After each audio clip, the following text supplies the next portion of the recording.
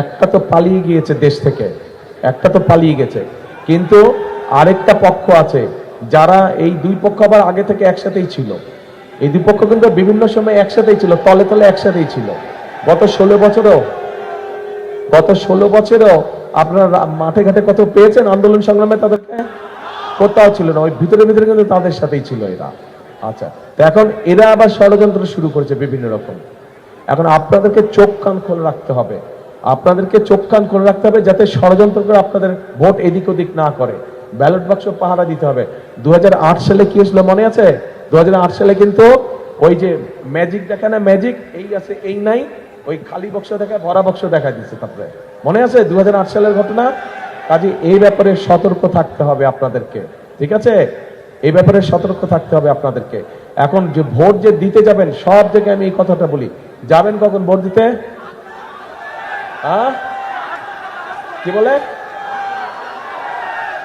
তাজ্জুদ right, এই তো তাহলে মেসেজ আসছে সবার কাছে, খবর পৌঁছেছে, গুড।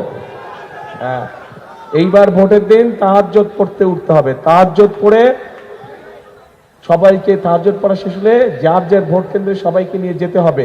গিয়ে মুসলমান ভাই বোনেরা ওখানে জামাত আদায় করবেন, আর অন্য ধর্মের ভাই বোনেরা আছে যারা, তাদেরকেও সাথে নিয়ে যাবেন, তারা তাদের ধর্মীয় অনুষ্ঠান পালন করবে। করে ভোট কেন্দ্রের সামনে বসে থাকবেন। যেই 7টার সময় ভোট কেন্দ্র খুলবে, সাথে সাথে ভোট দেওয়া আরম্ভ করবেন, ঠিক আছে? দেশের মানুষের দৃষ্টিশক্তিকে সুরক্ষিত রাখার প্রত্যয় নিয়ে এলো সেফ এলইডি লাইট। আর খেয়াল রাখবেন এই যারা ষড়যন্ত্র করছে, এরা আবার ওই যে 8 সালের মতন আরেকটা ষড়যন্ত্র করছে। ওই যে এটা আমরা এই ষড়যন্ত্র আমরা ওই যে এই তথাকথিত যে আমির নির্বাচন, তারপর নিশিরাতের নির্বাচন, তখনও আমরা দেখেছি যে লাইন দিয়ে থাকে কিন্তু লাইন আগায় না। দেখছেন না এই চিত্র? মনে আছে এই কিছুদিন আগেই তো ভোট কেন্দ্রের সামনে লাইন, কিন্তু লাইন আর নড়ে চড়ে না রে বাবা। কাজে এইগুলা ব্যাপারে সতর্ক থাকতে হবে যে লাইন নড়ে না কেন, আর ভিতরে ওইদিকে সিল মারা শুরু হয়ে গেছে। কাজে এইগুলা ব্যাপারে সকলকে আপনাদের সতর্ক থাকতে হবে প্রিয় ভাই বোনেরা।